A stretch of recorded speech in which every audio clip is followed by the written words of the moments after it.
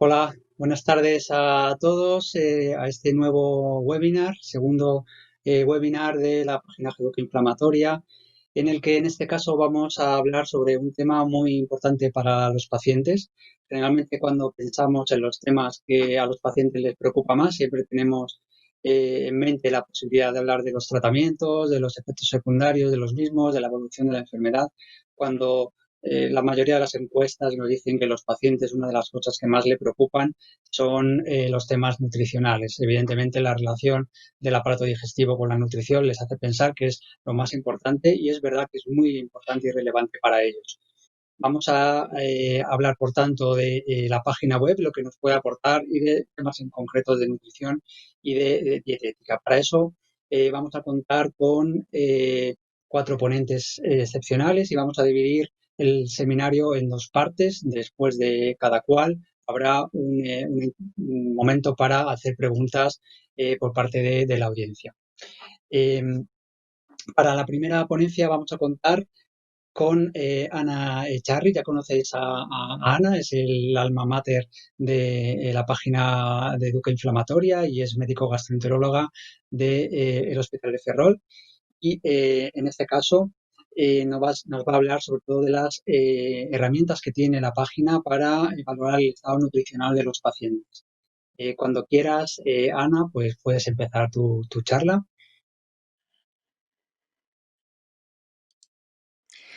Bueno, gracias José por tu presentación. Buenas tardes a todos.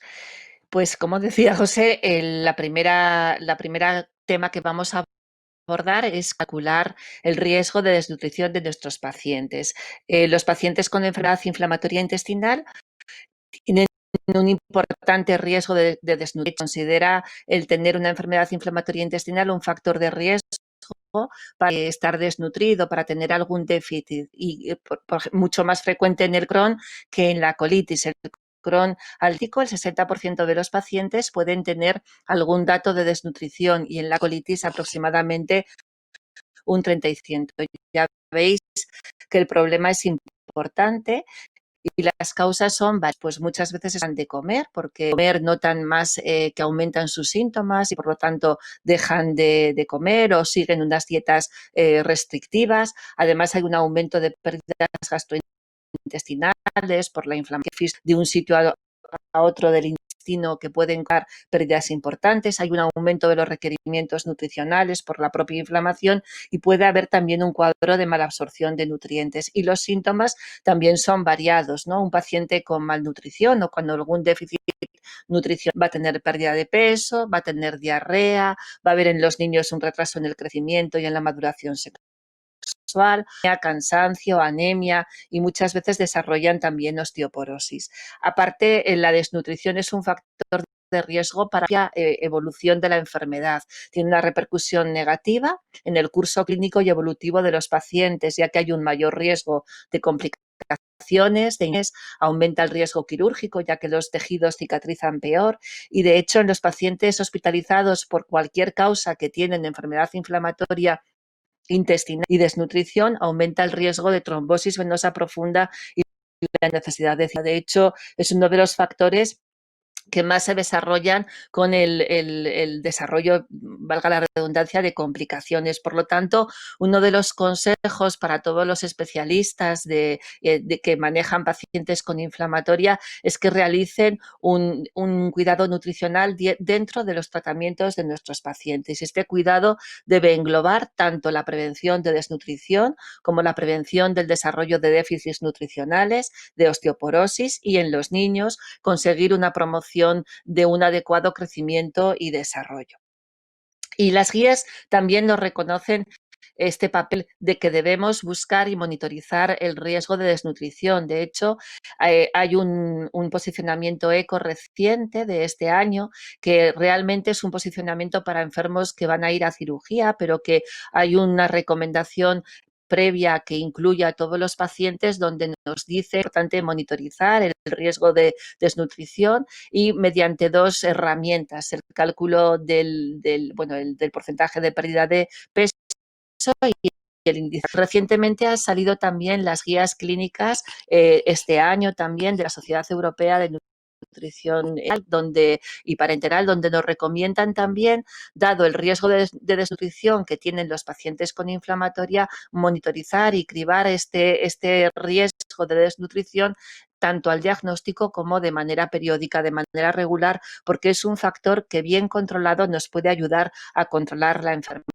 Mucho eso en nuestro menú, en el menú de dietas y nutrición, creemos que es importante incluir una herramienta para medir el riesgo de desnutrición en los pacientes, una herramienta que además también está validada para el autocontrol. Y de hecho, bueno, ya sabéis que los menús básicos se acceden en la barra de arriba del todo de la linkamos ahí, aparece un desplegable con los 5 menús, donde uno de ellos es dietas y nutrición, y al darle nos va a ir una serie de secciones desplegadas en cuadritos, y el primero es donde encontramos las herramientas para conocer el estado nutricional de los pacientes. Hay una calculadora que nos calcula el riesgo de desnutrición, y realmente es muy sencilla, ¿no? Es una herramienta para el cribado de nutrición que, como os decía, está validada para el autocontrol incluso, y que donde el paciente en 3 pasos mete una serie de medidas. La primera es el peso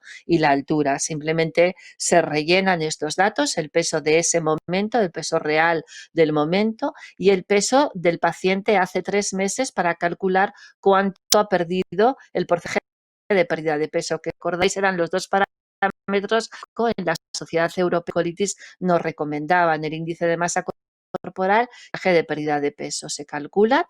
Además, hay que valorar si el enfermo está en brote o no. También se marca si está en brote, y nos calcula la herramienta el riesgo de desnutrición. En este caso, nuestro paciente tenía un riesgo alto, y por lo tanto los consejos que la herramienta le devuelve es que esté con su especialista para que revise la situación clínica y la medicación, y además evaluar la necesidad de remitirte a la unidad de nutrición. Y mientras tantos consejos nutricionales para pacientes en brote, porque el paciente ha marcado que estaba en brote.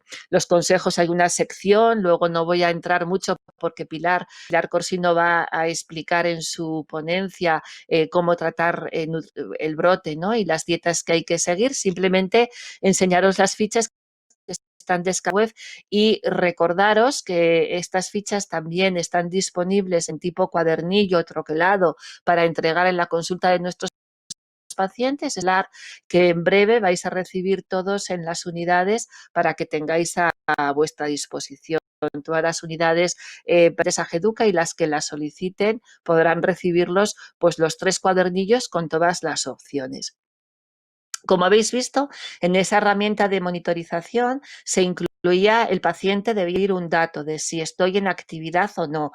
Normalmente un paciente con un brote claro sabe que está en actividad y no tiene dudas, pero puede existir el paciente que diga, pues yo no sé si estoy en actividad. Bueno, como sabéis, en Educa Inflamatoria hay una sección para monitorizar, que también en esa barra de horizontal de secciones en la web, arriba del todo, lo podéis encontrar en la parte más a la derecha, Entrena EI, Entrena Monitorización, donde salen unos desplegables que aquí en esta sección se van a incluir todas las herramientas, todas las que el paciente puede necesitar, tanto los índices de actividad como esta herramienta de malnutrición, como el de calidad de vida, etcétera. En este caso, como el paciente quiere medir la actividad, le daría iconito de medir la actividad, y saldrían los dos, el de Crohn y el de colitis. En este caso, bueno, pues el de Crohn, que no os lo voy a enseñar, ya sabéis que serie de preguntas en relación con el estado clínico del paciente, que el paciente rellena, y al final le dice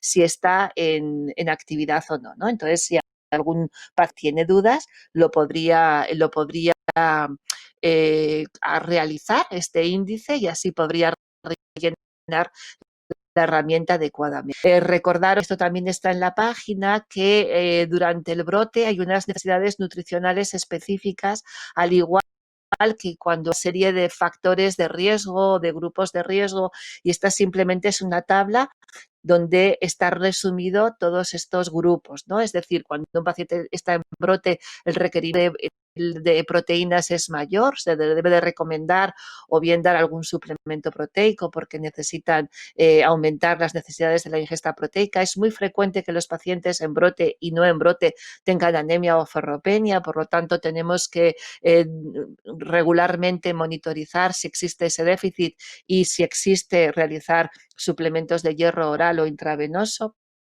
Lo mismo con el calcio y la vitamina D, hay situaciones de especial riesgo, enfermedad activa, tratamiento esteroideo, hay que valorar si hay que realizar suplementación de calcio y vitamina en estos casos y recordar que las situaciones donde se puede relacionar con un déficit de calcio y de vitamina pueden acabar teniendo un riesgo de desarrollo de osteoporosis. También después a enseñar para terminar la herramienta que tiene GEDUCA para monitorizar osteoporosis y que también se puede utilizar. Y otros déficits vitamínicos, B12, folic, simplemente estos son las necesidades nutricionales más frecuentes en nuestros pacientes.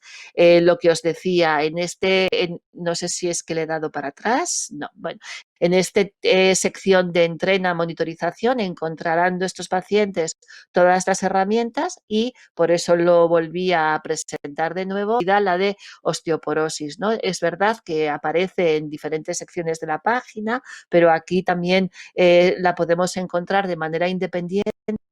Si queremos, estamos en riesgo de osteoporosis, pues ya sabéis que también hay una herramienta que nos calcula el riesgo para mujer y para hombre, y si el paciente tiene un riesgo elevado de padecer osteoporosis, bueno, le aconseja que lo comente con su médico para valorar si es que hay que tomar algún cuidado especial y le recomienda aplicar las medidas preventivas frente a la osteoporosis que linkando en esa zonita verde que le sale al paciente las podría encontrar, ¿no? El tipo de ejercicios, de edad y demás.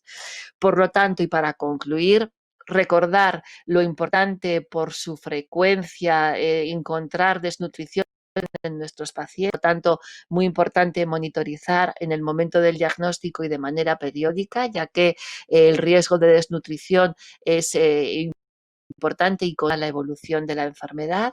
La herramienta que tenemos en GEDUCA para calcular el riesgo es una herramienta validada que nos puede ayudar a determinar tanto el riesgo de malnutrición como si el paciente está activo, como si tiene riesgo de osteoporosis y que tengamos en cuenta siempre la importancia del cuidado anal. Muchas gracias. Muy bien, muchas gracias, Ana. Como decíamos, luego, después de la siguiente charla, tendríamos un turno de preguntas. La siguiente charla será a cargo de la doctora Estrella Petrina, que es jefa de la sección de nutrición clínica y dietética del Complejo Hospitalario Universitario de Navarra. Ella es endocrino y nos va a hablar de la importancia de la nutrición en la enfermedad inflamatoria intestinal y de las dietas y recomendaciones que hay para nuestros pacientes. Adelante, Estrella, cuando quieras. Hola, buenas tardes. Lo primero, agradeceros la invitación a estar esta tarde aquí con vosotros, a ti, José y a Ana, pues por permitirnos compartir este espacio con vosotros. Bien, yo quería recalcar algunas ideas que Ana ha anticipado en su charla. Y lo primero es ver cómo llegan los pacientes muchas veces a nuestras consultas. Esto es la valoración nutricional que encontramos en muchos pacientes. Esto es un estudio realizado en pacientes con enfermedad inflamatoria intestinal, tanto con enfermedad de Crohn como con colitis ulcerosa. Y vemos los distintos grados de desnutrición con los que se presentan. Vemos que fundamentalmente la desnutrición grave o seria se puede presentar en enfermos con enfermedad de Crohn, donde es más frecuente. Y vemos también que hay un porcentaje no desdeñable de pacientes, tanto en Crohn como en colitis ulcerosa, que tienen unos índices de sobrepeso y obesidad que en muchas ocasiones van a despistar los déficits nutricionales que pueden presentar estos pacientes. Es decir, primera idea y clara, que no nos despiste tan solo el índice de masa corporal, que un índice de masa corporal de sobrepeso y obesidad pueden mascarar también déficits nutricionales en nuestros pacientes con enfermedad inflamatoria intestinal. Hay otro factor que habréis oído en los últimos años, que es la masa libre de grasa o la masa muscular. La masa muscular, la cantidad de músculo y la función del mismo, es importante para mantener una adecuada función y una adecuada capacidad vital. Y es uno de los indicadores fundamentales de desnutrición, fundamentalmente de desnutrición crónica. ¿Qué es lo que observamos? Observamos que tanto en enfermos con enfermedad de Crohn como enfermedad con colitis ulcerosa, podemos encontrar hasta un 10% de los pacientes que presentan cierto déficit de masa muscular asociada a una pérdida de fuerza. Y esto es importante porque les va a condicionar a ellos fundamentalmente su capacidad vital. Además, vemos déficits aislados de múltiples micronutrientes. Pueden presentarse anemia o ferropenia exclusivamente, vemos niveles bajos de colesterol, de distintas vitaminas, B12, vitamina D, ácido fólico, zinc, etcétera, que a largo plazo pueden desencadenar cuadros de déficit vitamínico en cada una de las esferas.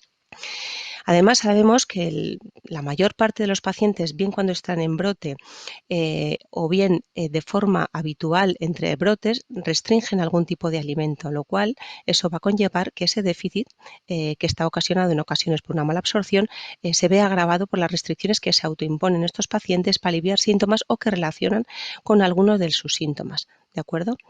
Los pacientes que además han sido intervenidos son aquellos que presentan mayor nivel de restricción alimentaria, y esto es así en encuestas realizadas a pacientes tanto en brote como no en brote, ¿de acuerdo? Siendo además los alimentos proteicos, fundamentalmente las carnes rojas y las legumbres, las que más restringen entre los brotes y sobre todo con el brote agudo de enfermedad. Este es otro de los parámetros que os quería comentar, y es la medición de esa masa muscular. Nosotros en nutrición cada vez nos buscamos más el parámetro de masa muscular del paciente porque, como os digo, es el que va a mantener el metabolismo activo y la capacidad vital de los mismos. ¿Cómo podemos medirla? Bueno, lo que vemos y cómo podemos medirla es que tanto con impedanciometría como con otras técnicas de medición indirecta vemos que los pacientes y sobre todo aquellos que tienen unos mayores niveles de desnutrición, tienen una mayor disminución de masa muscular. ¿Veis? Aquellos que tenían mayor grado de desnutrición presentaban mayor déficit de masa muscular. Y esto ocurre tanto en enfermos con Crohn como con colitis ulcerosa, siempre más acentuado en enfermos con enfermedad de Crohn. Con lo cual vemos que es una enfermedad con una relativa alta prevalencia, ¿vale? Que convive con su enfermedad de base. Esta sarcopenia, ¿qué es debida? Como ya ha indicado Ana, los factores que desencadenan una desnutrición en los pacientes con enfermedad inflamatoria intestinal son múltiples. Fundamentalmente, uno de ellos es la restricción de la ingesta. La restricción de la ingesta asociada a cualquier enfermedad. Las interleuquinas inflamatorias que ocurren en una enfermedad inflamatoria hacen que disminuya el apetito, la anorexia ligada a la enfermedad. Y eso es un factor muy importante. Pero evidentemente, cuando el órgano diana es el intestino, que es el que nos absorbe los nutrientes, pues esta desnutrición se acelera. Hay un incremento del gasto por esta inflamación, hay una mala absorción de esos nutrientes, una mala digestión de los mismos en la luz intestinal y además una pérdida a través de esa mucosa intestinal inflamada pues, de proteínas, de hierro y de otros micronutrientes. Con lo cual tenemos el caldo de cultivo espectacular para que se nos una este cuadro de desnutrición. Y tenemos que no olvidar un factor importante y son los fármacos asociados. Vosotros con la amplia farmacopea que se emplea también en estos enfermos, tenemos en ellos algunos como la salzopirina, glucocorticoides, metotrexate, que algunos son antinutrientes directamente de algunos metabolitos, de la vitamina D, del ácido fólico, de vitaminas en concreto, y otros condicionan también modificaciones del apetito. ¿De acuerdo? Estos son los determinantes fundamentales que nos pueden llevar a estos cuadros de desnutrición que encontramos en estos pacientes. Y no olvidemos del órgano dianal que afecta. En función de dónde tengamos localizada la enfermedad, en la enfermedad de Crohn, tendremos que asociar el déficit específico de uno u otro nutriente. Evidentemente, si lo más afectado es el duodeno, vamos a desarrollar más anemia, más déficit de zinc y más déficit de calcio y magnesio. Y si la enfermedad afecta a tramos distales a nivel intestinal, va a haber una mayor malabsorción de grasa, de vitamina B12, de vitamina K y, por contra, un incremento de la absorción de oxalatos. ¿Vale? Siempre que tenemos una malabsorción grasa en esta zona, nos va a aumentar la absorción de oxalatos. Esto nos puede llevar a una hiperoxaluria y a los frecuentes cólicos nefríticos que pueden desarrollar estos pacientes. Con lo cual, es otro de los aspectos que tendremos que tener sobre aviso. Hay unas diferencias en la forma de presentación, tanto en la enfermedad de Crohn como colitis ulcerosa. Como ya ha dicho Ana, es más frecuente la desnutrición en enfermos con Crohn, su curso es más insidioso, más crónico, con discretas reagudizaciones, mientras que el enfermo con enfermedad de colitis ulcerosa presenta una desnutrición con un curso agudo, que impide y que dificulta de forma aguda el continuar con una vida normal. Por eso tiene una menor cantidad de déficits específicos y un menor índice de desnutrición crónica. Desarrollan con mayor facilidad anemia y ferropenia. Y sin embargo el enfermo con enfermedad de Crohn, al afectar zonas parcheadas o diferentes del tramo intestinal, va a desarrollar unos déficits específicos que vamos a tener que estar sobre aviso para vigilar y medir. Otro de los problemas importantes con los que nos podemos encontrar, que hoy en día, gracias a los tratamientos que tenéis para estos pacientes y que ponéis y que se toleran bien, es el desarrollo de un síndrome de intestino corto. Hasta hace no pocos años era la causa fundamental de intestino corto y de nutrición parenteral domiciliaria en los pacientes en España. Hoy en día, como os digo, esto va cambiando, ¿vale? Pero es un cuadro que siempre tenemos que tener en mente. Como consecuencia, y esta diapositiva también la ha puesto Ana, las consecuencias son múltiples, ¿no? En los niños va a ser más fehaciente porque vamos a ver un retraso en el crecimiento y la maduración sexual, pero en los pacientes mayores va a haber una pérdida de peso progresiva, una debilidad, una dificultad para desarrollar actividades habituales, ingresos más frecuentes, infecciones más frecuentes, cuadros de anemia, de astenia, de osteoporosis, que son los que realmente van a condicionar la calidad de vida de nuestros pacientes. Entonces, ¿qué hacer? Ana lo ha dejado bien claro. Es muy importante que siempre estemos sobre aviso y que hagamos un cribado del estado nutricional en todo momento. Vosotros como digestivos sabéis lo que es una herramienta de cribado perfectamente, lo tenéis para la enfermedad de colon. Bueno, pues es un test que nos va a permitir diagnosticar un riesgo en este caso de malnutrición que luego tendremos que investigar y poner algún tratamiento en caso necesario. El cribado lo podemos hacer por múltiples test. El más admitido y validado en este caso, que es el mismo que tenéis en la herramienta que os ha enseñado Ana, es el test de MAST. Con simples 3 preguntas, el índice de masa corporal del paciente, el porcentaje de peso perdido y un índice por enfermedad, por actividad inflamatoria de la enfermedad, os va a dar una puntuación, ¿de acuerdo? Si es 0 no hay riesgo, si es 1 hay un riesgo intermedio y si es 2 o más el riesgo es elevado. A partir de 1 nosotros tendremos que tomar medidas porque como veis vuestro enfermo va a tener una enfermedad crónica y esto puede condicionar a largo plazo su estado nutricional. Además, nosotros solemos asociar un cuestionario de sarcopenia, que en algunas ocasiones es válido, ¿vale? Mide cuestiones en relación con la fuerza, la resistencia andando, levantarse de una silla, el poder o no subir escaleras, las caídas frecuentes. Si la puntuación es superior a 4, pues nos avisa también de un riesgo de sarcopenia. Estos cribados nos ponen bajo sospecha y después habrá que hacer una investigación y una valoración nutricional. Evidentemente, rescatando la historia clínica del paciente, realizando la historia dietética, cuántas ingestas realiza, qué porcentaje de la ingesta habitual ha cambiado, si incluye o no incluye todos los grupos alimentarios o excluye alguno, los horarios de ingesta. Tendremos que tener datos de la composición corporal y también una serie de parámetros analíticos y funcionales. Nosotros empleamos con parámetros analíticos y mínimo una vez al año en estos pacientes deberíamos detectar pues las vitaminas liposolubles y las vitaminas hidrosolubles, fundamentalmente folato y cobalamina, y como micronutrientes el calcio, el fosfato, el magnesio y el zinc, ¿vale? Además de parámetros habituales en la analítica como los niveles de albúmina o de colesterol total y un hemograma. Bueno, podéis poneros cada uno en contacto con las unidades de nutrición de vuestros hospitales que probablemente lo tengan protocolizado, ¿de acuerdo? Pero merecería la pena y fundamentalmente en enfermedades con enfermedad de Crohn el realizar esta analítica de forma anual. Nosotros además esta medición de fuerza la realizamos de forma directa mediante una impedanciometría o también la podemos realizar de forma indirecta mediante un parámetro sencillo como es la medición de la pantorrilla. Esto trasladado a unas fórmulas nos va a medir la cantidad de masa apendicular, ¿vale?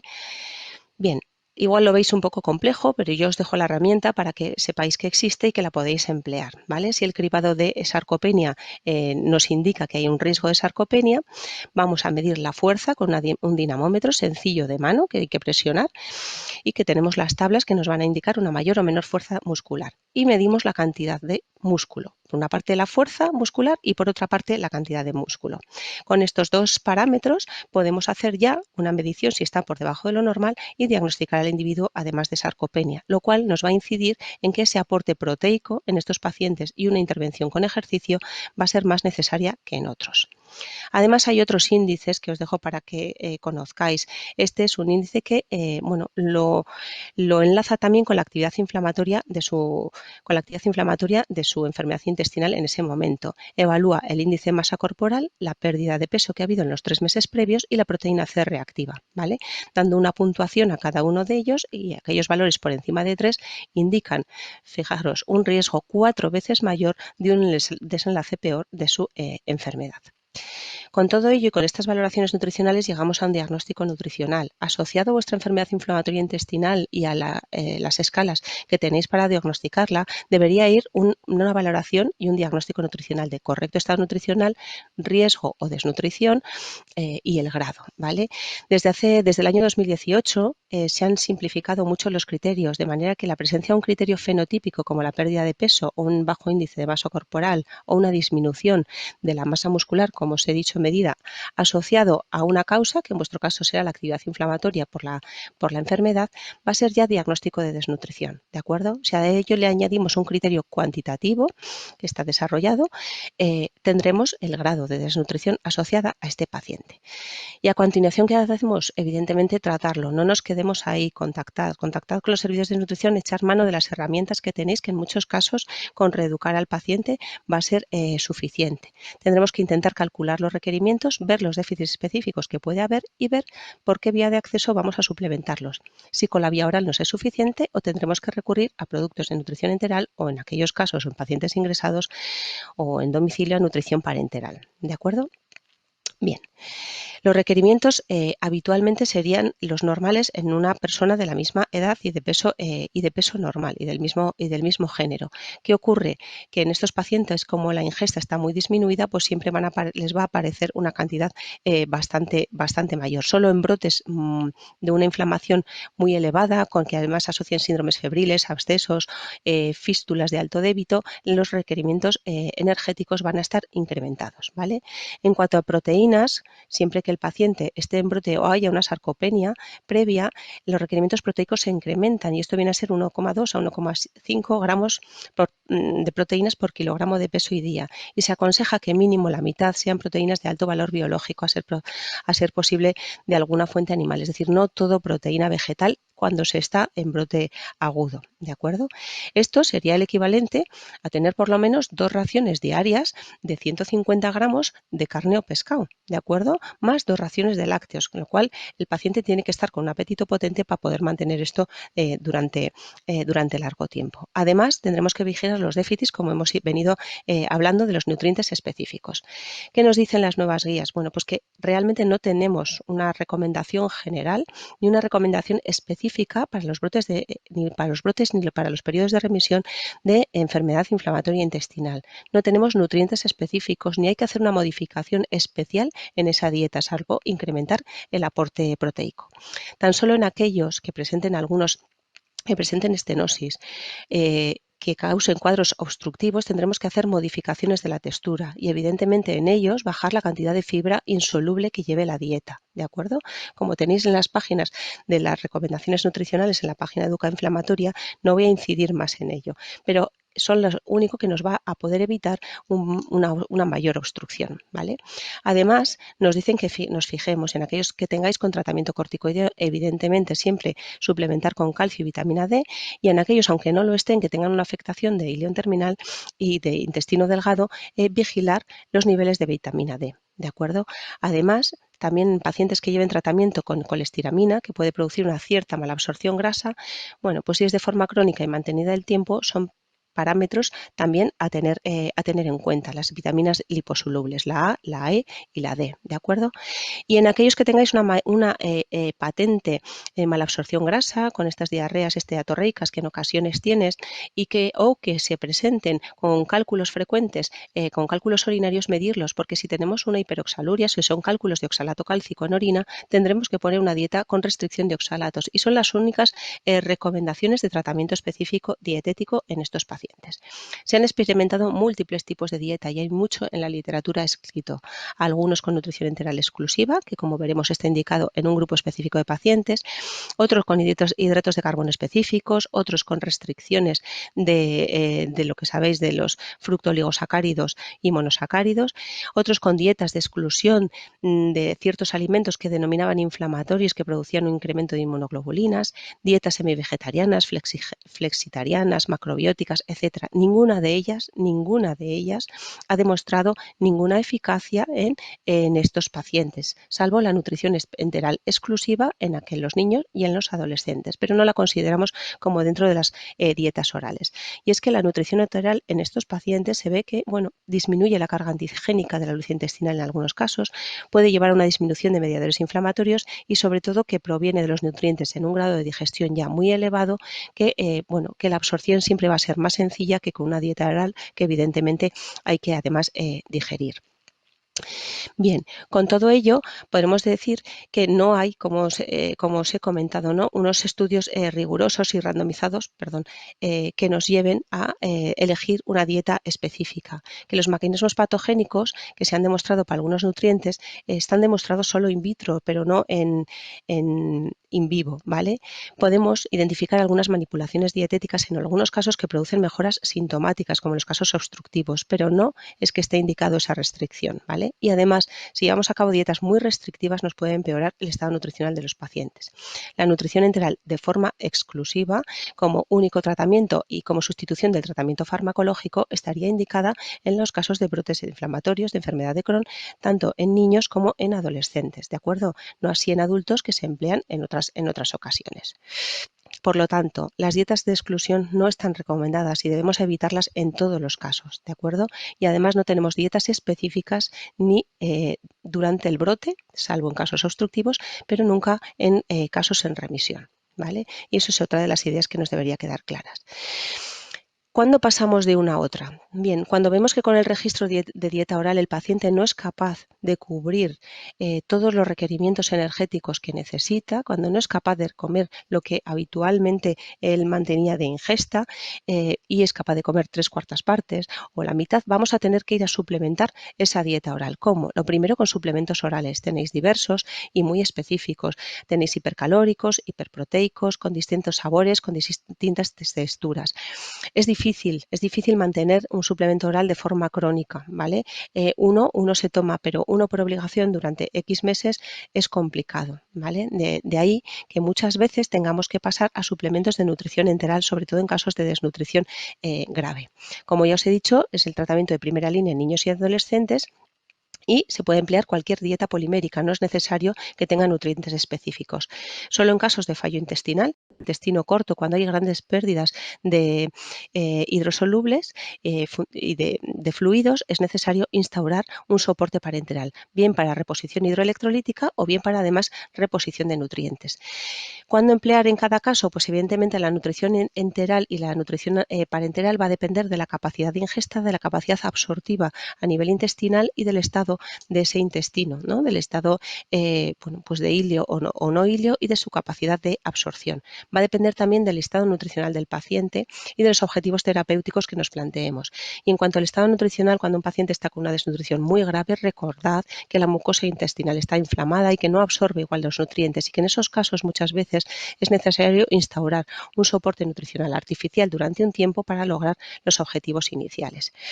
Nosotros solemos tener en cuenta que cuando el paciente pues no llega, ¿no?, al 75% de los requerimientos, cuando no llega a ello es cuando tenemos que empezar con los suplementos nutricionales, ¿vale? Y cuando no es capaz de cumplir todo esto es cuando tenemos que empezar con la nutrición artificial. Cuando no es capaz de cumplir el 50% de la ingesta y cubrir el otro 50%, 50-60 con los suplementos nutricionales, tendremos que ir pensando en una nutrición artificial, bien enteral o bien parenteral. Recordad también que las sondas y los sistemas de ostomía en estos pacientes se pueden colocar tanto en una colitis ulcerosa como en una enfermedad de Crohn. Si bien es verdad que en la colitis ulcerosa la nutrición enteral es mucho menos frecuente. En los casos de hilio que desarrollan un megacolon tóxico suele ser más frecuente en la necesidad de una nutrición parenteral, no tanto de una nutrición enteral. ¿De acuerdo?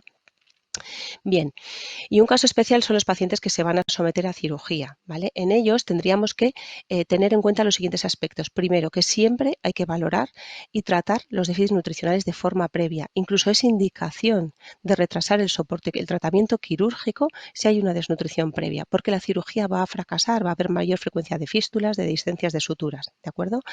Hay que aplicar, si tenéis en vuestros hospitales, el protocolo ERAS para pues lograr adaptar al paciente previamente obviamente, a la cirugía y facilitar una recuperación precoz. Y en cuanto a la nutrición artificial, si no cubre los requerimientos, habrá que instaurar una nutrición enteral si es posible, y si la cirugía pues se necesita de una forma precoz y tampoco llegamos con la nutrición enteral y la dieta oral, nos tendremos que plantear una nutrición parenteral, ¿vale? Aquí recordad que estos 3 criterios hay que tener en cuenta cara a los pacientes quirúrgicos, que no tengan índices de masa corporal por debajo de 18 o 18,5, que los niveles de albúmina deberían estar por encima de 3, ¿vale? Y que la pérdida de peso no debería ser superior al 10 o 15% en los 6 meses previos, con lo cual fijaros la cantidad de pacientes que tenemos que tratar previamente, ¿vale? Uno de los riesgos que tenemos es el desarrollo de un síndrome de realimentación, y esto tenedlo en cuenta para los pacientes que tengáis con una desnutrición grave, ¿vale? Pueden desarrollar un síndrome de realimentación al comenzar con una nutrición artificial, y habrá que suplementar fundamentalmente con tiamina y con fosfato a estos pacientes. Vale, cuando el paciente lo tenemos en remisión, ¿qué podemos hacer además de ajustar la dieta oral? Pues lo indicado es favorecer también programas de ejercicio, ¿vale? El músculo no capta proteínas si no se contrae, con lo cual, asociado a una buena nutrición, tiene que haber una actividad física, evidentemente progresiva, ¿vale? Pero no calma y quietud que decíamos antes, sino cada vez más nutrición y ejercicio, ¿vale? Asociado. Y en aquellos pacientes que haya una obesidad, ¿vale? Tenerlos en cuenta primero porque pueden desarrollar los mismos déficits que el paciente que tiene un IMC por debajo de 18, pero que luego en la fase de estabilidad es cuando hay que intentar, ¿vale?, la mejora de su composición corporal, no en fase de brote de actividad. No hay ningún nutriente específico que nos vaya a prevenir las remisiones de la enfermedad. Ya podíamos tener también en nutrición la clave del tratamiento, sino que son las dietas equilibradas lo que van a mejorar al paciente, pero no tenemos ningún nutriente específico que vaya a mejorar, ¿de acuerdo? Si nos fijamos además en otros 2 elementos, como son los probióticos y los micronutrientes ya hemos dicho, fundamentalmente los folatos y la vitamina B12, fundamentalmente en aquellos que puedan tener tratamiento con metotrexate, la vitamina D siempre, el hierro, la vitamina B12 si hay afectación de ilion distal, y los probióticos están indicados fundamentalmente en las fases de remisión o de mantenimiento de algunas colitis ulcerosas, de la pouchitis. Creo que esto lo empleáis vosotros bastante más. Y sería lo indicado solo en esos casos. No se ha visto tampoco en la enfermedad de Crohn que pudieran ser efectivos. Solo 2 apuntes y enseguida acabo. ¿Qué hacer? Hemos visto la nutrición en el tratamiento de la enfermedad de Crohn, pero ¿qué hacer en aspectos preventivos? Tenéis recogido en vuestra página pues los posibles factores etiológicos, ¿no?, de la enfermedad de Crohn.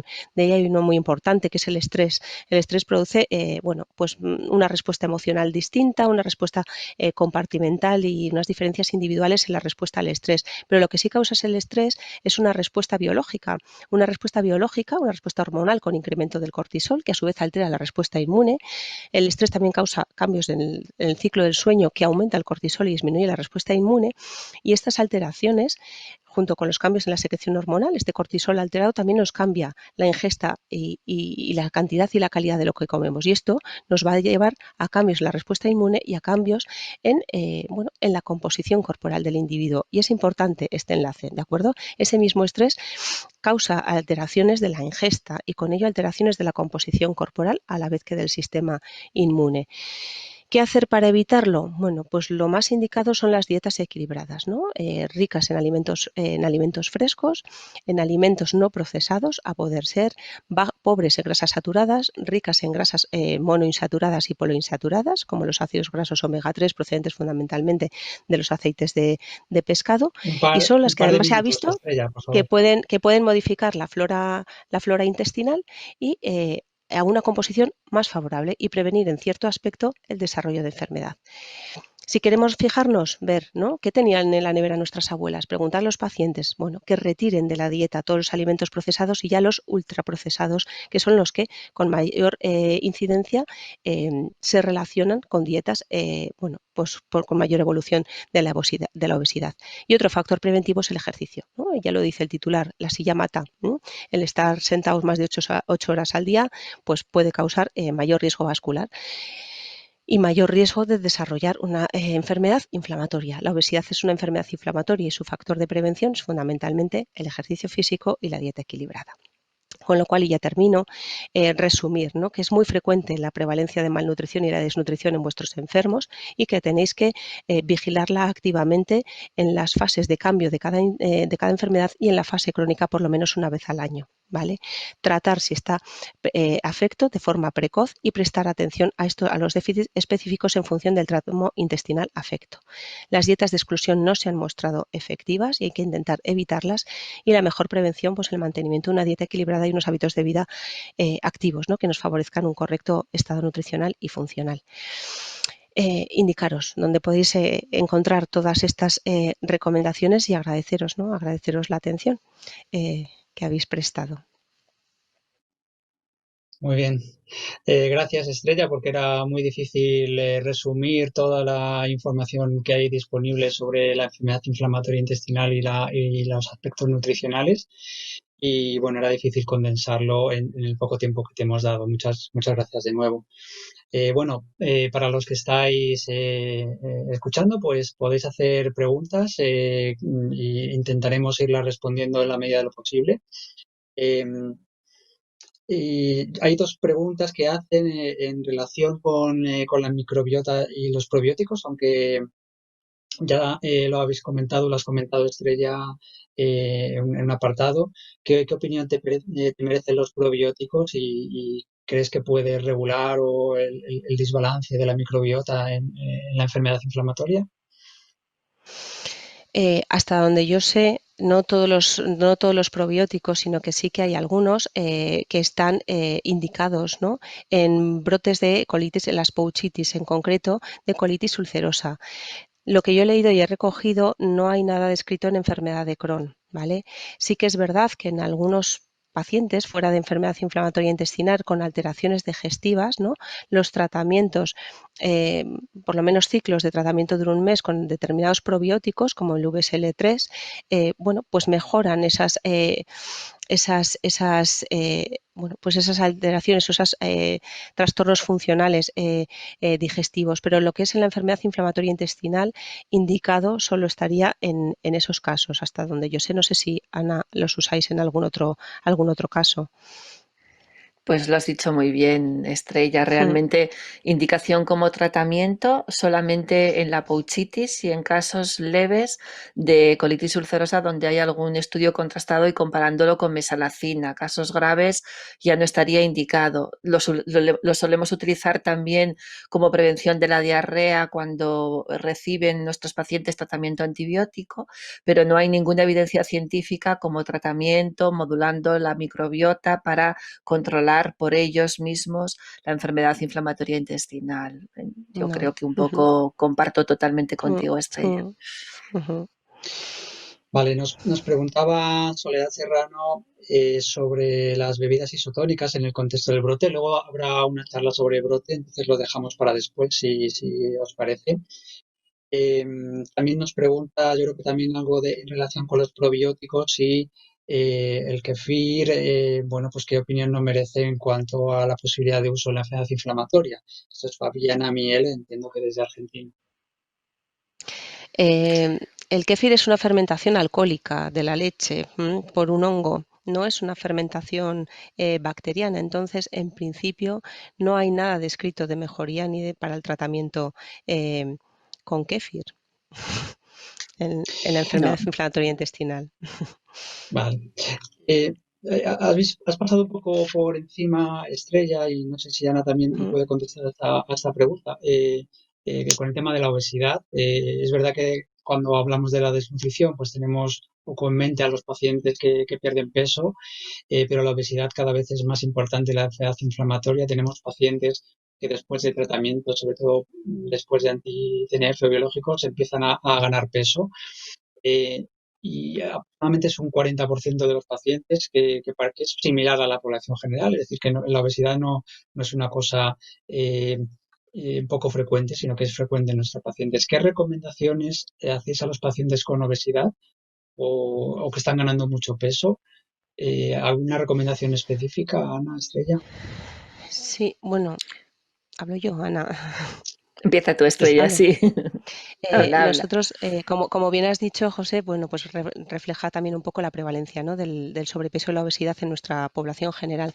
Pero sí que es verdad que es un binomio malo, que la obesidad también, sobre todo una obesidad androide, puede tener factores inflamatorios que, bueno, pues que interrelacionen, ¿no? De hecho, se dice que la grasa mesentérica, bueno, alrededor a- puede tener cierto efecto en la patogénesis de las enfermedades inflamatorias intestinales.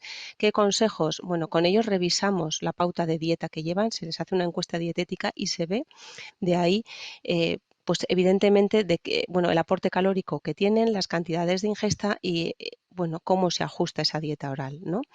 Eso y el ejercicio. Yo creo que hay que hacer mucha incidencia también en el sedentarismo de muchos pacientes. Evidentemente, cuando están mal, cuando están no con un brote, van a estar peor para moverse, pero que eso no se quede como una constante después cuando se recuperan, que es muy importante que en la recuperación mantengan una ingesta repartida, equilibrada en unas 5 tomas al cabo del día y que siempre mantengan una actividad física diaria. Una actividad física aeróbica, como podría ser pues, caminar, bici, footing, pero también una actividad de fuerza, ¿no? Cada vez se ve más que la actividad de fuerza en intervalos regulares 2, 3 veces a la semana es lo más adecuado. Si revisan de sus dietas, quitan alimentos procesados, ultraprocesados y toman alimentos frescos, cocinados en el día, con aceites de oliva buenos y en cantidad medida, generalmente lo acaban controlando, y no es un incremento progresivo. Muy bien. Y una última pregunta, Ana. Bueno, son dos preguntas realmente. Esas herramientas que nos has descrito son para uso del personal de la unidad de enfermería o también para propia aplicación de los pacientes que la puedan utilizar. Y la segunda pregunta sería, ¿cuándo crees o consideras que se debe remitir a un paciente a un especialista en endocrino de nutrición? A ver, las herramientas que están en la página son herramientas que pueden utilizarse tanto por el equipo de profesionales como por el propio paciente. O sea, enfermería, nosotros en la unidad, tener una herramienta que nos ayude a valorar el riesgo de desnutrición, que como comentaba también Estrella, es importante determinar. Y el propio paciente en su casa, oye, pues puede también valerle de autocontrol y después comentarlo con su médico, ¿no? Tal y como le aconseja la herramienta cuando él la contesta. Oye, contacta con tu especialista, con tu equipo, con tu enfermera, porque aquí parece que tienes un riesgo de desnutrición elevado, por lo menos que él lo valore junto contigo, ¿no? Es un poquito la idea. Yo creo que debemos de trabajar más con las unidades de nutrición porque hemos visto que el porcentaje de pacientes nuestros que tienen desnutrición, ¿no? Y cómo, con lo que explicaba Estrella, cómo ellos, los nutricionistas, los endocrinos, saben perfectamente determinar el riesgo, cómo tratarlo, debemos hacer mucho caso al cuidado nutricional y creo que debemos tener un enlace, igual que tenemos con radiología, con cirugía, con reuma, pues con endocrino, una persona que esté más unida a nosotros, a la unidad y que trabaje creando protocolos, consensos, porque vamos a ganar todos y sobre todo el paciente. Bueno, muy bien. Pues gracias, Ana Estrella. Luego, al final del seminario, pues tendremos otro momento por si hay alguna pregunta más que podamos contestar entre todos. Vamos, por lo tanto, a la segunda parte. En esta segunda parte vamos a tener a Pilar Corsino, que es enfermera del Hospital Miguel Servet de Zaragoza y que nos va a hablar de la dieta en los brotes y qué está recomendando nuestra página, cómo podemos utilizar la página para recomendar a los pacientes qué hacer cuando están en brote. Pilar, pues cuando quieras, puedes empezar. Hola José, gracias por tu presentación. Buenas tardes a todos. En mi turno voy a hablar sobre las diferentes partes del menú de dieta y nutrición en las que se aborda la alimentación en situaciones de enfermedad inflamatoria intestinal, ya no solo en el brote, sino también en la gastroenteritis, estenosis y el paciente con una intervención quirúrgica estable. A modo de presentación, definiremos la alimentación como el conjunto de acciones mediante las cuales introducimos y proporcionamos alimentos al organismo. Incluye desde la selección de alimentos, el cocinado y la ingestión. La comida es un acto voluntario y repetido a lo largo del día, que depende de los aspectos socioculturales y económicos de la persona. La comida está directamente considerada como un acto social, y es que las comidas de negocios, las cenas navideñas, las bodas, hacemos que todo lo importante gire alrededor de la comida.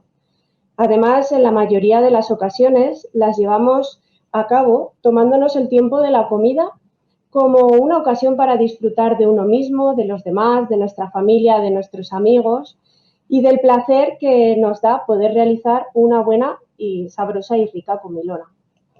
Pero bueno, las circunstancias que vamos a descubrir a lo largo de esta presentación no tienen nada que ver a la diapositiva anterior. Y es que vamos a ir encauzando situaciones de brote con pacientes que tienen dolor abdominal, pacientes inapetentes, con alteración en las digestiones y con dificultades reales para la ingestión de alimentos. Por ello, debemos de prestar una especial atención e impartir la mejor educación y formación en el ámbito de la alimentación, en estas situaciones especiales de la enfermedad inflamatoria intestinal, para evitar lo que han comentado las compañeras anteriores, la desnutrición proteínocalórica y mejorar la calidad de vida de nuestros pacientes.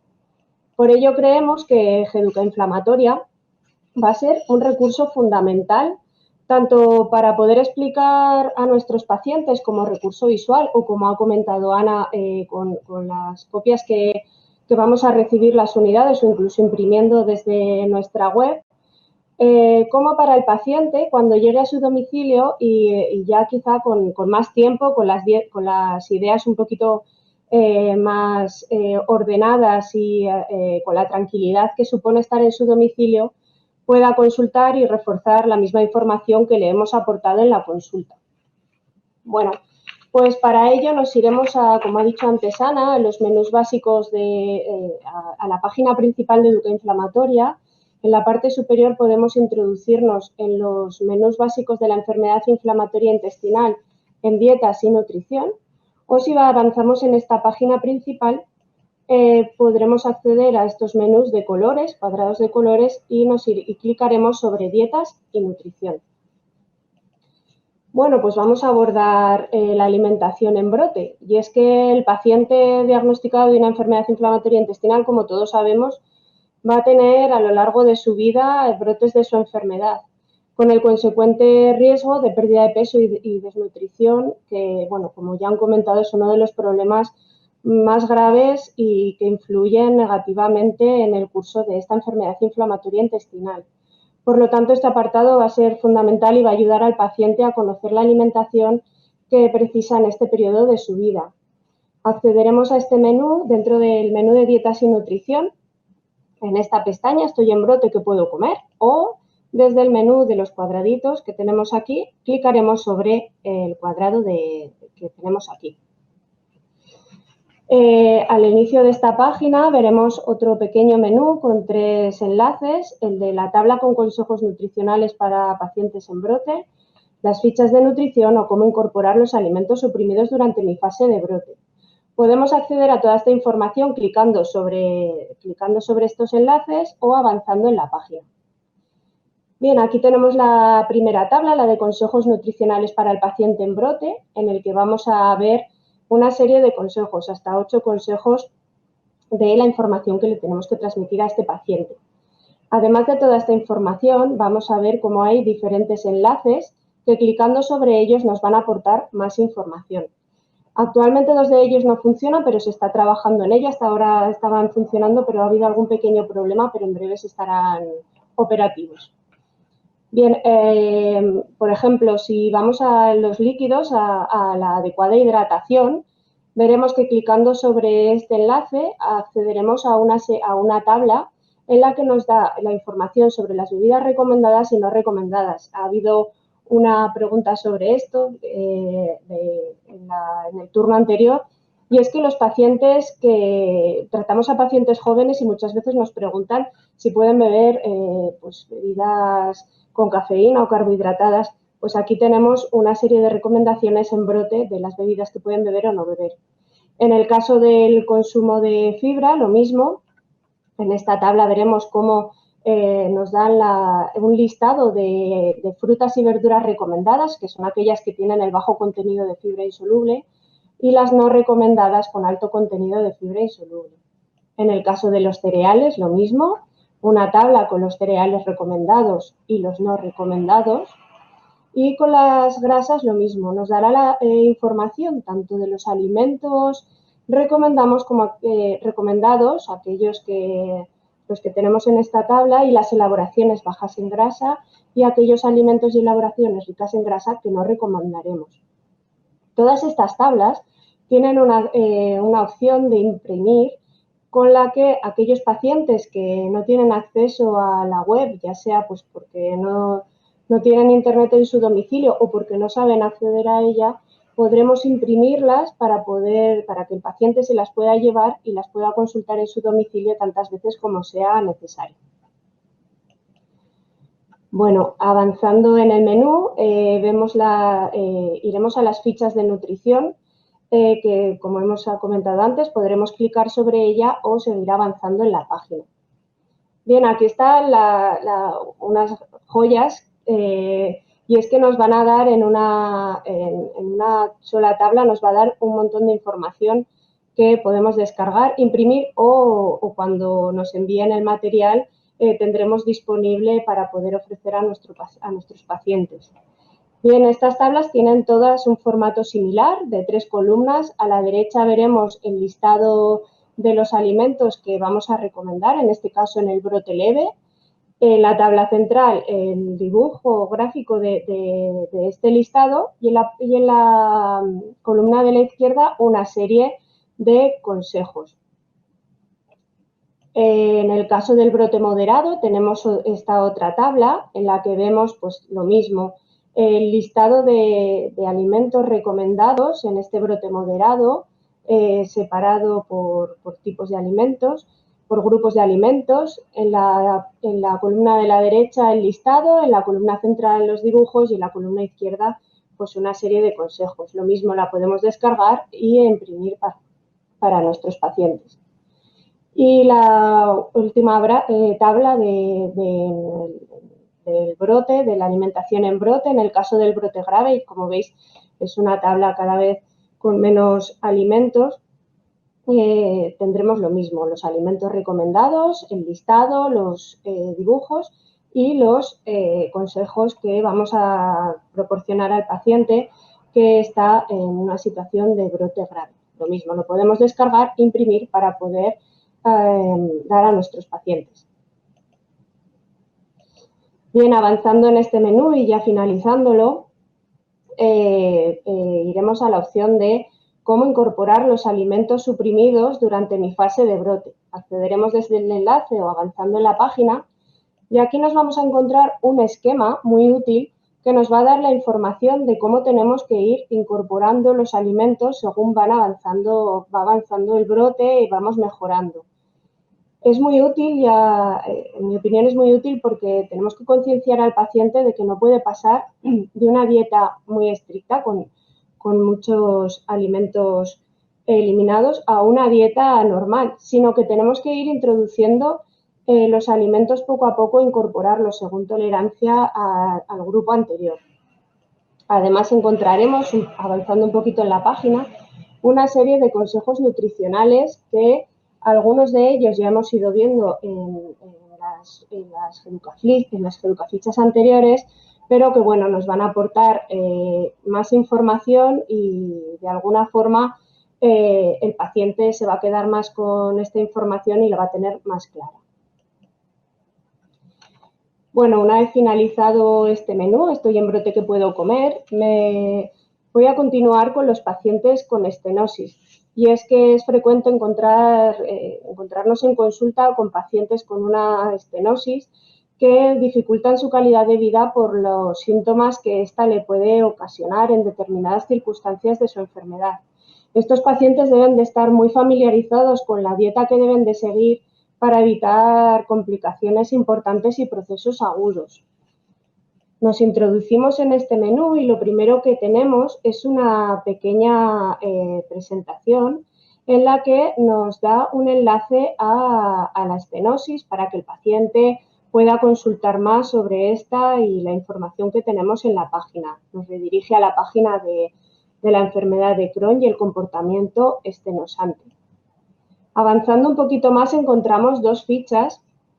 La primera de ellas es del formato similar a las anteriores, en la que vamos a ver los alimentos recomendados en esta situación de estenosis o suboclusión, los alimentos recomendados como los dibujos, y en este caso vamos a encontrar más consejos, ya que vamos a reunir toda la información en esta tabla. La segunda ficha que nos van a dar, en este caso lo que nos va a dar es un menú ejemplo. Estos pacientes se suelen quejar de una dieta monótona en la que les hemos restringido un montón de alimentos y de alguna forma se aburren comiendo siempre lo mismo. Por lo tanto, esta ficha va a ser muy útil para aportar diferentes ideas, tanto del desayuno y merienda como a media mañana e incluso primeros platos, segundo platos o postres que podrán elegir uno de cada uno en cada comida. Como único consejo veremos aquí que pueden tomar un máximo de 3 cucharadas de aceite de oliva soperas al día. Bueno, en el caso de gastroenteritis, como bien sabemos, la diarrea aguda en un paciente estable de su enfermedad inflamatoria intestinal suele estar relacionada con una gastroenteritis infecciosa. Estas suelen desconcertar a nuestros pacientes ya que pueden asociarla a un brote de la enfermedad. La información sobre dieta y sobre una adecuada alimentación va a ser fundamental para la pronta resolución de este proceso. Vamos a ver, clicando en el menú qué dieta sigo en caso de diarrea o gastroenteritis aguda, vamos a ver una pequeña introducción en la que, bueno, van a hablar un poquito de lo que os acabo de decir y, bueno, de la importancia de la realización del cultivo de heces, de la reposición de líquidos y electrolitos y del tratamiento antimicrobiano siempre que el médico lo prescriba. Bien, en este mismo menú vamos a encontrar una ficha que también está muy completa, es muy completa, ya que nos va a dar el menú que tiene que realizar el paciente que se encuentra en esta situación a lo largo de la evolución del cuadro. El primer día, pues una dieta basada en los líquidos, poca cantidad y a menuda temperatura ambiente. Nos va a dar opciones de líquidos e incluso la receta del suero oral casero.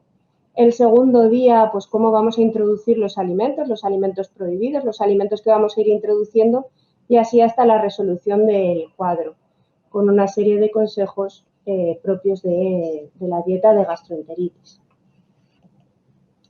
Y finalizando, vamos a ver dentro del menú de dieta y nutrición las recomendaciones de los pacientes que acaban de operar. Y es que, aunque no es frecuente, vamos a encontrar en la consulta a pacientes que, pues eso, que acaban de recibir una intervención quirúrgica y que, bueno, van a sentir una sensación de debilidad durante días e incluso semanas. Por lo tanto, una correcta alimentación va a ayudar a mejorar la calidad de vida de estos pacientes y la funcionalidad de su vida también. Las recomendaciones que vamos a dar son similares a la resolución de un brote, por lo tanto, a mí me gusta introducir al paciente con la página, con este menú, y luego llevarlos de nuevo a los consejos que hemos ido viendo a lo largo del menú de estoy en brote, ¿qué puedo comer? Acabando ya, vemos estas 3 opciones debajo del menú de los cuadros.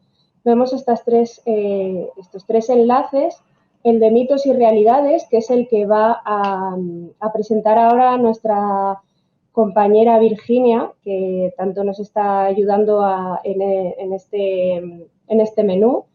Y que en breve va a estar en la página web. En breve podremos acceder a toda la información que nos va a dar ella, incluso más ampliada. Accediendo aquí veremos todas las educafichas que os he ido contando a lo largo de los diferentes accesos del menú. Y bien, En el apartado de vídeos actualmente no hay nada, pero esto está en el horno. Y próximamente vamos a meter 3 vídeos en la página web que anunciaremos a través de nuestras redes sociales. Y es que ya hemos creado el vídeo de la alimentación en remisión, que se trata de una paciente que tiene 25 años, que le diagnosticaron una colitis ulcerosa hace unos meses y que ahora con el tratamiento está en remisión. Va a volver a trabajar y tiene muchas dudas sobre su dieta, de cómo tiene que continuar su dieta en esta fase de remisión de la enfermedad.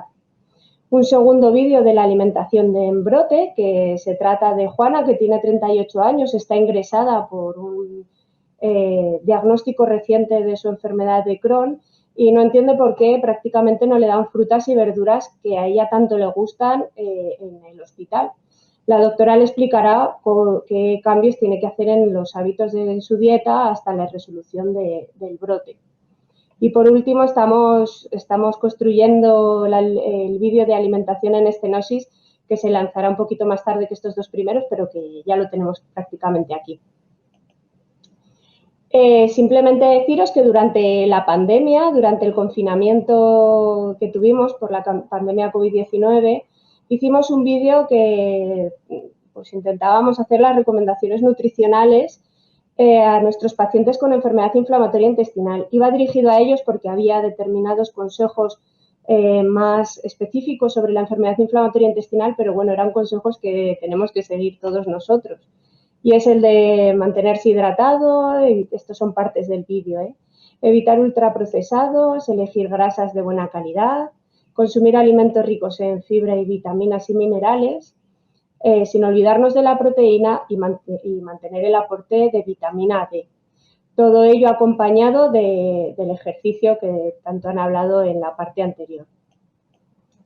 Bueno, y ya por último, hablar de que todos estos recursos que he ido hablando a lo largo de esta presentación los vamos a encontrar también en esta pestaña. Accediendo desde aquí podremos acceder a las educafichas, a los mitos y realidades que pasaremos ahora a Virginia y a los vídeos que os he comentado que estamos a puntito de sacar y bueno, ya el vídeo que realmente ya está en nuestro canal de YouTube. Presentaros nuestras redes sociales, Twitter que está muy vivo, las otras Facebook e Instagram que estamos iniciándonos en ellas y espero que os haya resultado de interés y os haya servido de utilidad. Gracias por vuestra atención. Muy bien, Pilar, muy clarito. Yo creo que ha quedado bastante patente lo que se puede esperar de la página y qué información tenemos ahí disponible para poder dársela a nuestros pacientes en las situaciones que Pilar ha ido desgranando. Bueno, ya va habiendo alguna pregunta que haremos más adelante. Vamos a dar paso a Virginia Gómez. Virginia Gómez es técnica superior de dietética, dietista y nutricionista por la Universidad de Valencia. Ella es conocida en redes sociales como dietista enfurecida, que no sé si es porque está siempre enfadada o qué, ahora no lo contará. Y ella pues nos va a hablar, como decía antes Pilar, también de mitos y de, bueno, pues algunas circunstancias que los pacientes nos preguntan mucho en relación de la enfermedad y la nutrición, como qué hacen con el gluten, con la lactosa, con la fibra. Pues posiblemente ahora Virginia nos lo aclarará. Adelante, Virginia. Bueno, en primer lugar, muchas gracias, José, y muchas gracias por haberme invitado. Para mí es un placer estar aquí. Vamos a ver, creo que me ha tocado una parte que no es la más fácil porque es un poco polémica, pero bueno, vamos allá. A ver si os puedo compartir esto. Se ve bien, ¿verdad? Vale, vamos a hablar un poco quizá de los mitos y de la parte de evidencia que más hay en enfermedad inflamatoria intestinal. También pensad que yo tengo, o sea, los pacientes que yo tengo al ser consulta privada de nutrición y dietética, porque la inmensa mayoría de mi profesión no está en sanidad pública, por desgracia, quizá mi perfil de pacientes es algo diferente al que se puede ver a nivel hospitalario, ¿no? Pero bueno, vamos allá. Y también esto quizá me da un poco más pie a poder tener consultas más extensas y también a que surjan más este tipo de preguntas de tomo gluten, no tomo gluten, tomo lácteos, no tomo lácteos. Entonces, pues vamos a ver si desmentimos y confirmamos algunas de estas cosas. Normalmente las 3 piezas clave en este aspecto sería el tema del gluten, que es el primero que vamos a abordar, la parte de la lactosa o de los lácteos en general, y luego está la parte de la fibra, que de esto también vamos a hablar un poco. Respecto al tema del gluten, creo que estas son las 3 preguntas estrella, ¿no? Es, bueno, tengo una enfermedad inflamatoria intestinal, ¿debo dejar de consumir gluten? O ya he dejado de consumir gluten y me encuentro mejor, ¿esto por qué? O no sé si lo que me sienta mal es el gluten, si son los fructanos del trigo, si tengo sensibilidad al gluten no celíaca. Entonces, pues bueno, vamos a ir desgranando uno a uno.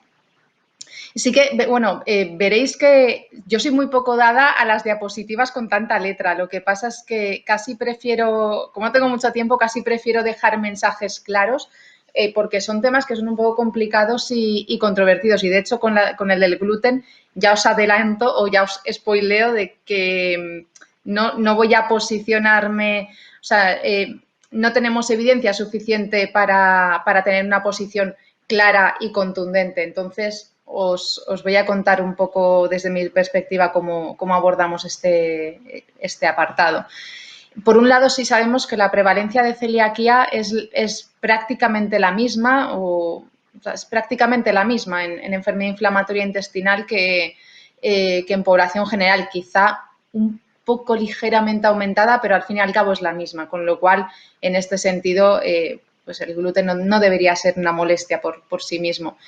Sí que el consejo es cuando un paciente de todas formas quiere realizar una dieta sin gluten es, ¿vale? Primero, por lo menos hacer un cribado básico de celiaquía porque normalmente si luego mejoran mucho, aunque sea por otro motivo, para descartar una celiaquía nadie quiere volver a hacer la reintroducción del gluten porque se encuentran bien y ya no quieren saber nada de esto. Entonces, bueno, pues sí sería aconsejable pedir un cribado básico de celiaquía que incluya también, además de la inmunoglobulina A, la antitransglutaminasa tisular, pues el péptido diaminado de gliadina, la antigliadina.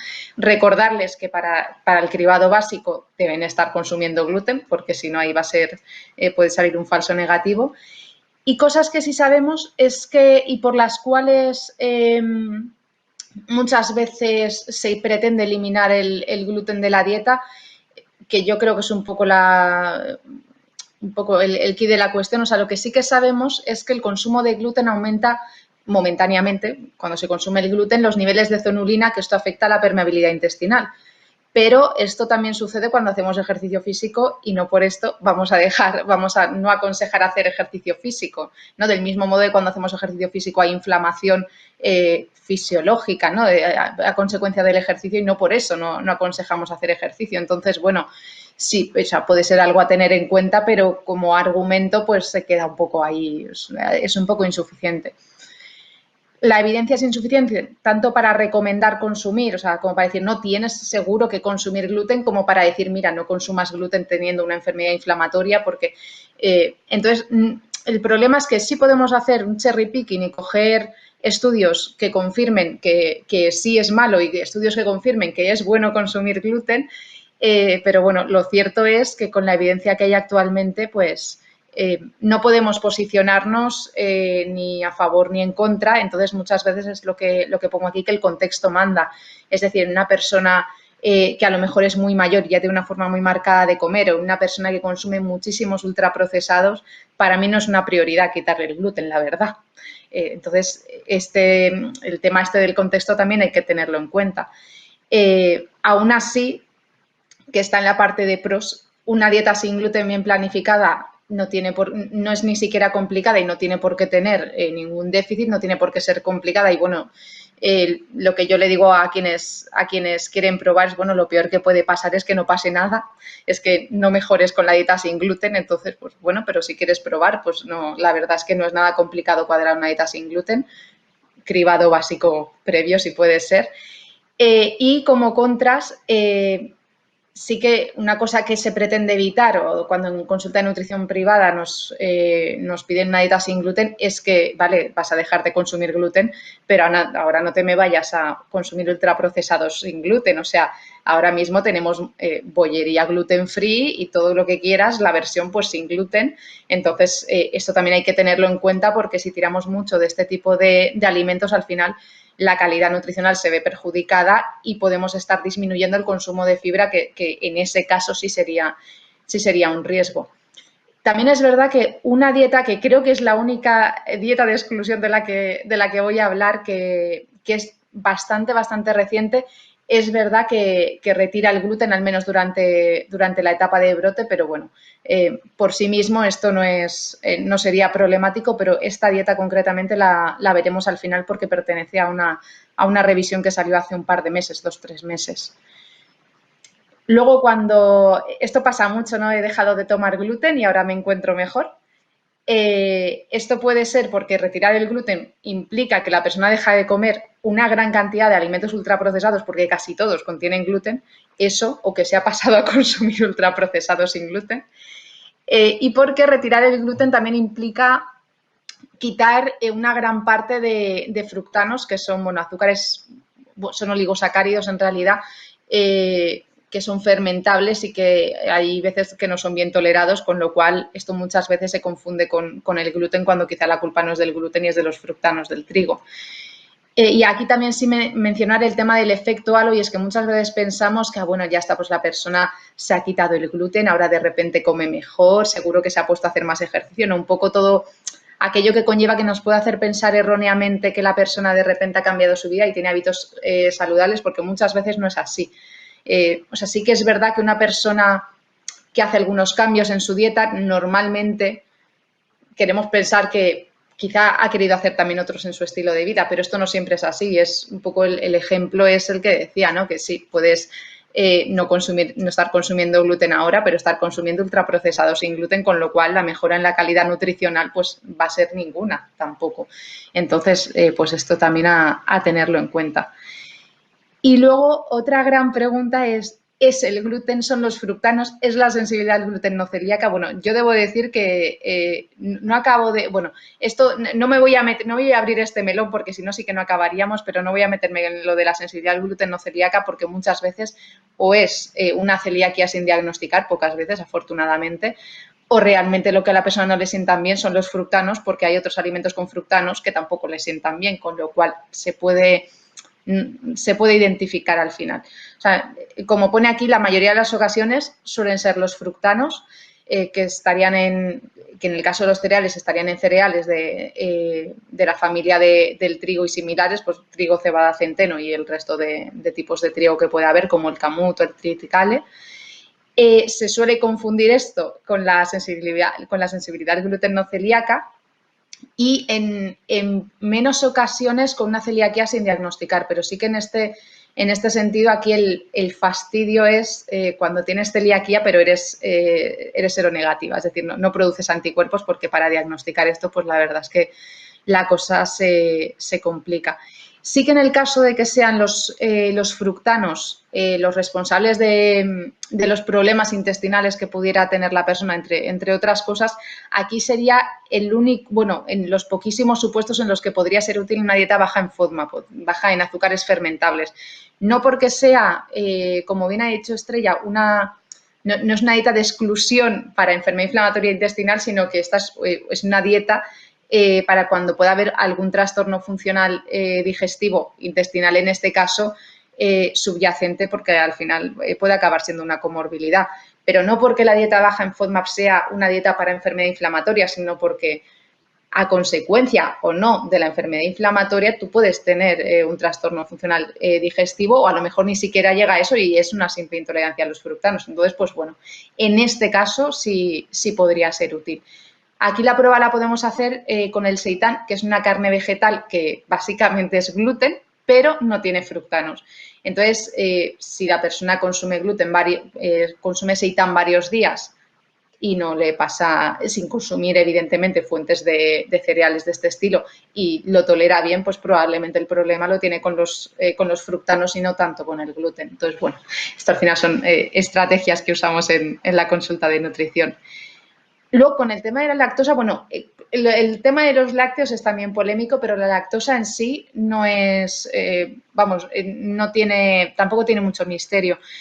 Con la intolerancia a la lactosa es la misma prevalencia que en el resto de personas. Sí que habría una excepción, que es en aquellas personas que tienen enfermedad de Crohn que afecta al tracto digestivo alto, porque si afecta al duodeno o al yeyuno o a ambos, pues evidentemente aquí se puede complicar la cosa, pero por lo demás, para el resto de personas con una enfermedad inflamatoria intestinal, la prevalencia es la misma. Al final, lo más útil en cualquier persona que tenga intolerancia a la lactosa es que conozcan su propio nivel de tolerancia.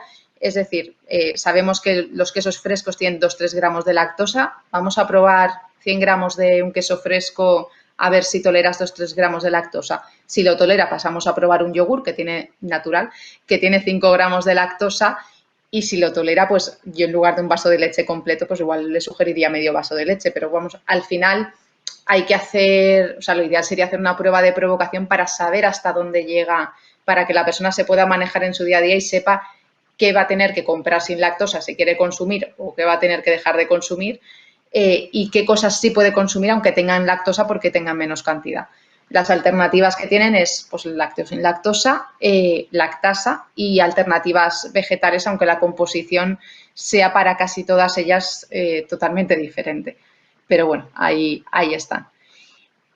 Aquí, bueno, esto también estará en la parte de mitos, algunas fuentes vegetales de calcio, porque la verdad es que fuera de los lácteos y pescados con espina como las sardinas, los pescaditos pequeños como los boquerones, el resto son fuentes vegetales de calcio. Importante que sea calcio biodisponible, por eso he puesto no espinacas, porque las espinacas de hecho son muy, muy altas en oxalatos, entonces no tiene sentido que metamos esto como fuente de calcio.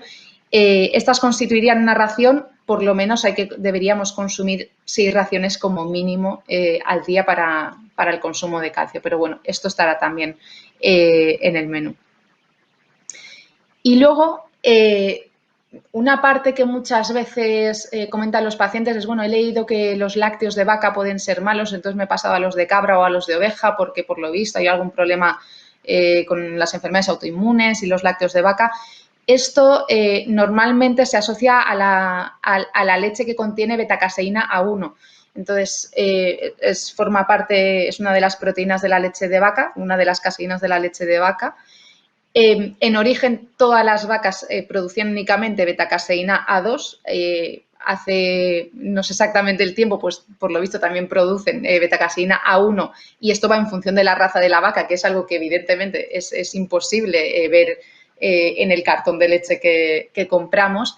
Entonces, bueno, lo que supuestamente sucede es que la leche de vacas que sí producen betacaseína A1, por lo visto, cuando se digiere se transforma en la betacasomorfina 7 esta, y no sabemos los efectos cuando la consumimos, pero sí que se ha visto que, por ejemplo, en ratones producía unas cantidades que, bueno, aquí no lo he visto, pero eran ratones para no variar. Cuando se les inyectaba producía unas cantidades, una secreción de histamina pues bastante elevada. Claro, evidentemente extrapolar esto a humanos pues igual es hacer triple mortal con tirabuzón, pero vale, pues bueno, ahí está. La EFSA ha hecho un par de declaraciones al respecto, que dice que la asociación, por ejemplo, con la betacaseína A1 enfermedades cardiovasculares se observa en conejos, pero afortunadamente no en humanos, y que la asociación con la diabetes tipo 1, que también es autoinmune, es estadística y no se puede separar pues, bueno, de otros factores relacionados, como puede ser también, por ejemplo, el gluten. Al final, cuando nosotros nos vemos en esta situación en la consulta de nutrición, ¿vale? Pues no quieres consumir lácteos de vaca, lo que puedes hacer es consumir lácteos de oveja o de cabra, o directamente pasamos a alternativas vegetales y cuadramos el calcio con otras fuentes de calcio que no sean lácteos. Pero bueno, siempre tenemos alguna alternativa. Y por último, con el tema de la fibra, yo muchas veces cuando tengo este tipo de pacientes salvo que estén en remisión clara, que dices, bueno, pues ningún problema, la dieta va a ir muy bien de fibra. Me siento un poco así, como en el juego este que nunca sé cómo se llama.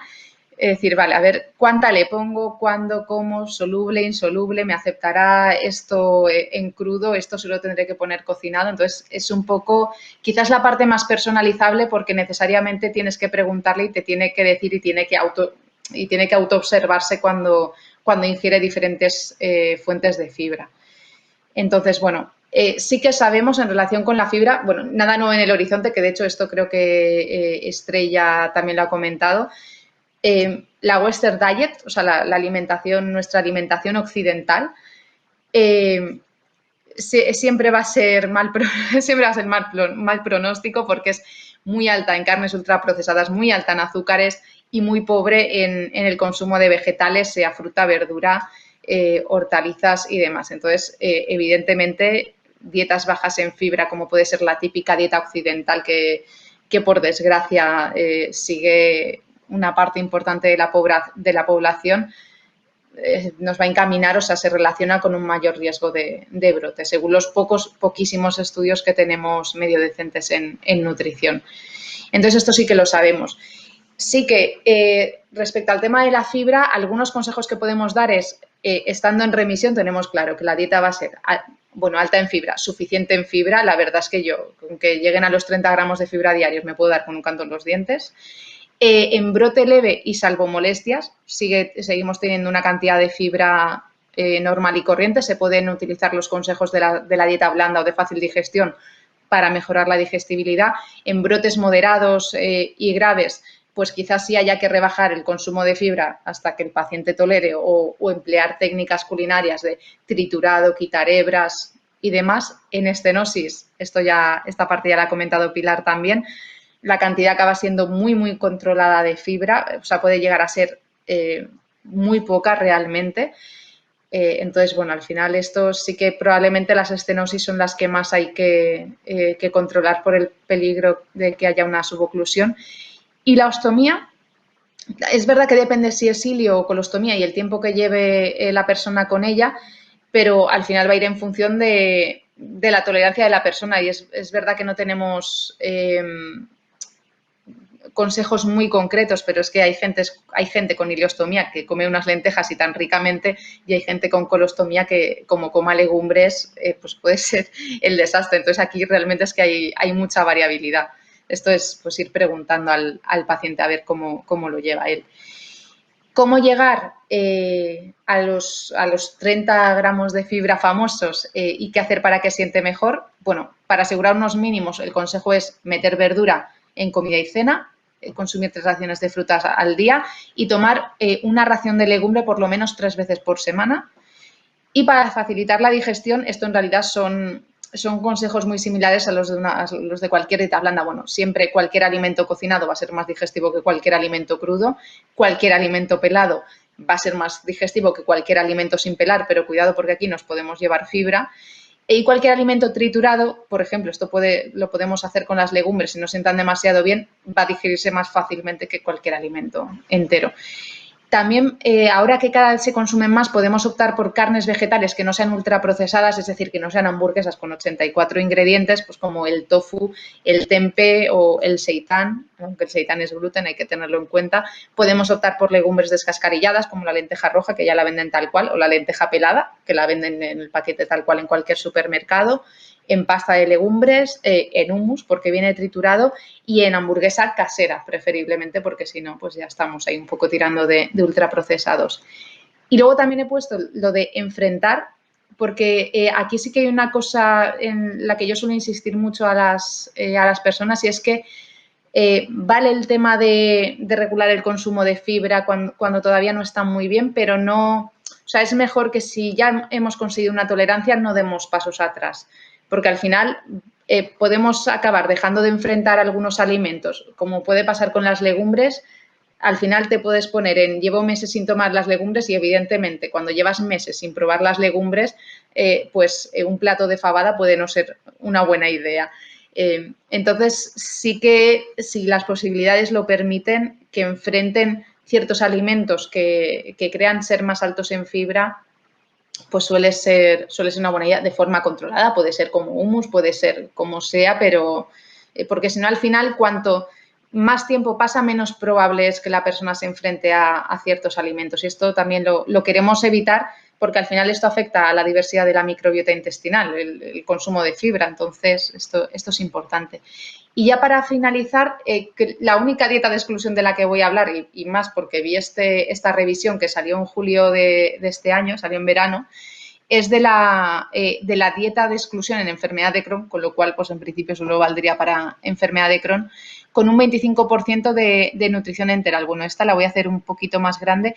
Esta es de las pocas que sí que ha demostrado eficacia clínica. Ninguna de ellas ha sido evaluada por endoscopia, con lo cual pues, no sabemos, bueno, algunas, algunas sí, pero nada, en fin, no tenemos mucho reporte. Y básicamente esta dieta, pues sí que vemos que el 25% de nutrición enteral, o sea, el 25% de los requerimientos energéticos vendrían por parte de la nutrición enteral, aunque en adultos es verdad que no es algo que o sea, que sabemos que la nutrición enteral es mucho más efectiva en pediatría que en adultos, pero bueno, esta dieta lo que propone es 25% de nutrición enteral y luego excluir gluten, lácteos, carnes rojas y procesadas, aditivos tipo emulgente, café, eso me ha dolido, y alcohol. Bueno, esto es como todo. ¿Se puede probar? Pues sí, se puede probar. ¿Se puede hacer una dieta perfectamente sana excluyendo estos alimentos? Sí. No, o sea, vas a tener que ir a un nutricionista que haga esto, pero sí que se puede hacer. Esta es, ya os digo, esta es la única que yo haya visto que dices, bueno, pues de todo lo que se ha estudiado, o sea, de todas estas dietas que veis que aparecen aquí, pues es un poco la que mejor parada puede quedar. A ver si os puedo dejar de compartir pantalla ya. Y creo que, bueno, ya he acabado. Así que muchas gracias a todos. No sé si hay preguntas o...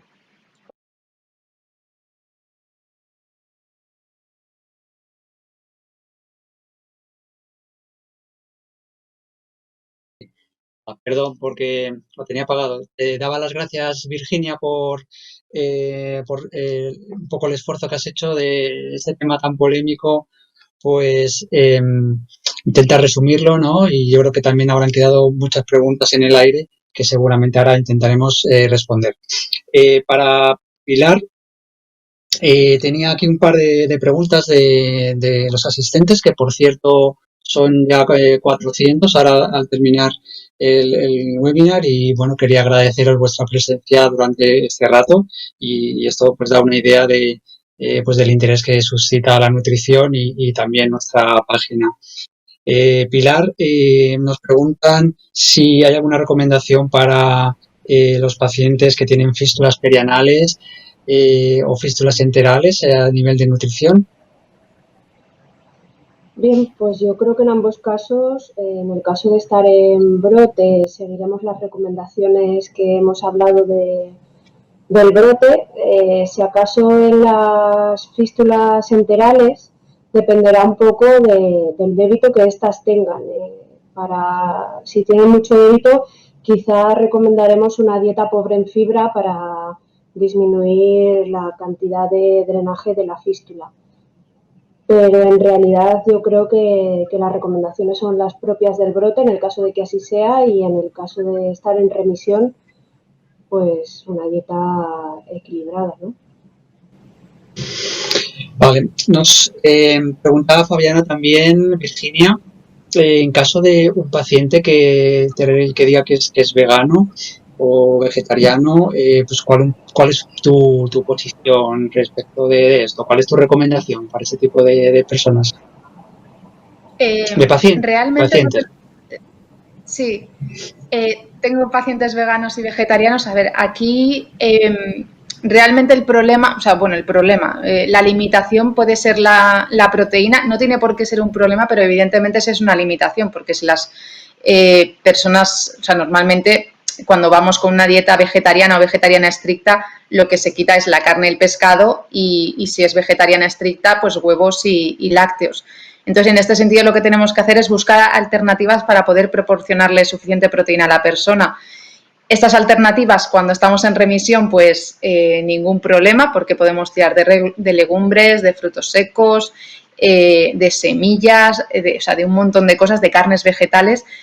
Y la limitación real, o sea, realmente una parte que sí puede ser más complicada es cuando estamos en brote, o sea, no en un brote leve, sino en un brote ya más complicado, porque hay muy pocas fuentes de proteína vegetal que sean bajas en fibra, y te tienen que gustar, y además que tengan un aminograma completo, es decir, que no sean deficitarias en metionina, como pasa con las lentejas. Entonces, bueno, podemos tirar de... La ideal es el tofu, porque el tofu no tiene fibra, no tiene azúcares fermentables, tiene proteína completa, pero te tiene que gustar. Entonces, no a todo el mundo... Y luego viene, pues, de esto no hemos hablado, pero luego tenemos la polémica con la soja, que es como, mira, yo ya, ¿sabes? Esto ya empieza a hacer malabarismos, pero bueno, podemos tirar de tofu, podemos tirar de otras carnes vegetales como el tempe, lo que pasa es que esta es más difícil de encontrar. El seitán, si consumen gluten, normalmente tendemos a tirar de proteínas vegetales tipo carnes vegetales, y si necesitan suplementación proteica, pues batido de proteínas. O sea, lo que no es factible, porque esto normalmente, sobre todo el vegetarianismo estricto, o sea, la dieta vegetariana estricta, suele ser una decisión ética. No es tanto a lo mejor una moda entonces, por mucho que tú sugieras, pero podría ser una dieta más variada, o sea, esto no se va a hacer.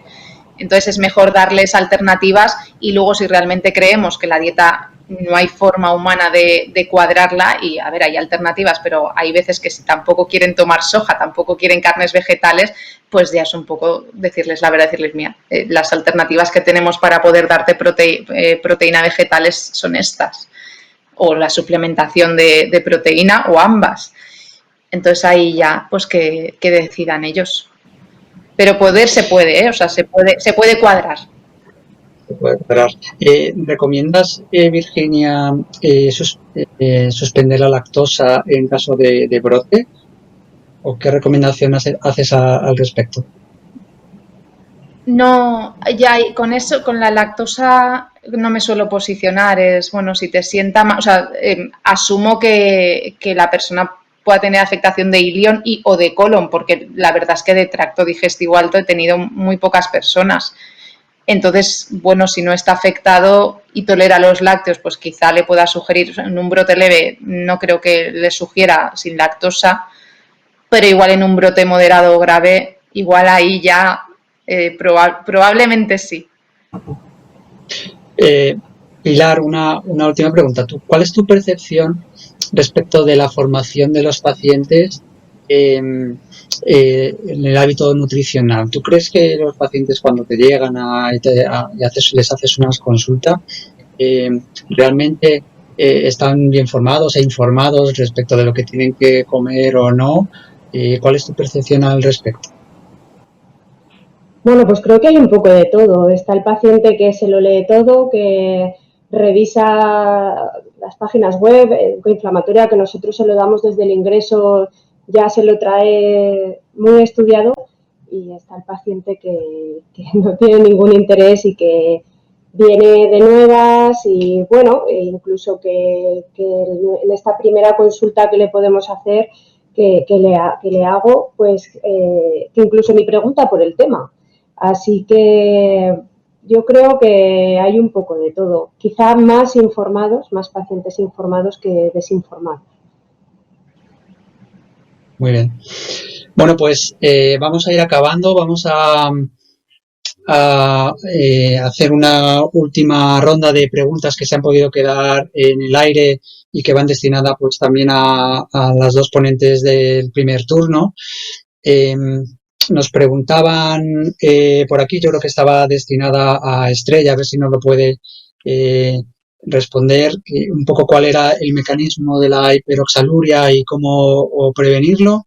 No sé si, Estrella, nos puedes contar algo por encima, algo muy, muy resumido, que nos queda muy poco tiempo. Sí, generalmente los oxalatos se eliminan en heces unidos a la grasa de la dieta que no se absorbe. Cuando hay una mala absorción, perdón, se absorben junto con la grasa. Cuando hay una mala absorción de grasas, este oxalato queda libre y se absorba a nivel sanguíneo en mayor cantidad, ¿de acuerdo? Y al absorberse mayor cantidad se filtra más por el riñón y se elimina, puede haber mayor concentración y precipita como cristales de oxalato cálcico. Y ese es el mecanismo de la litiasis.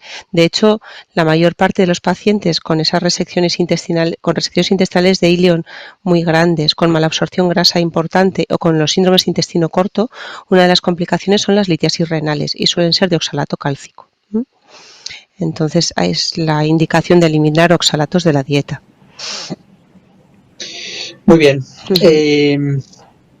Quizás no puede contestar a esto cualquiera de vosotras. Ana, a lo mejor nos decía Alex que efectivamente hay poca evidencia científica por muchos de los temas que hemos tratado, ¿no? El tema del gluten, por ejemplo, o en general de la nutrición y la enfermedad inflamatoria intestinal. Y él nos pregunta qué tipo de estudios o intervenciones se están realizando o se deberían hacer para paliar esta falta de conocimiento. Y si está infraestudiada como consecuencia de lo complejo o de la falta de financiación. ¿Qué opinas, Ana? Bueno, realmente, a ver, es una pregunta difícil de contestar, ¿no? Sí que se han hecho algunos estudios, fíjate, todos los que ha enseñado Estrella y Virginia, ¿no? De tipo de dietas y de los pocos resultados que ha habido.